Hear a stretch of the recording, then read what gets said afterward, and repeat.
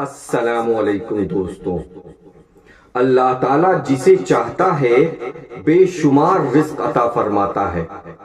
جب انسان کسی اور سے مانگنے کے بجائے اللہ تعالیٰ سے مانگتا ہے تو اللہ اس کے لیے کافی ہو جاتا ہے، اور ایسی جگہوں سے رزق عطا فرماتا ہے جہاں سے بندے کو کوئی گمان بھی نہیں ہوتا۔ بے شمار رزق عطا کرنے کے باوجود اللہ کے خزانے میں ذرہ برابر بھی کمی نہیں آتی۔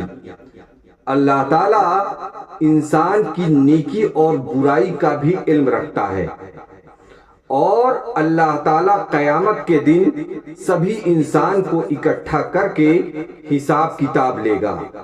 جس انسان نے دنیا میں صبر کیا ہے اللہ تعالیٰ اسے بے شمار اجر عطا فرمائے گا۔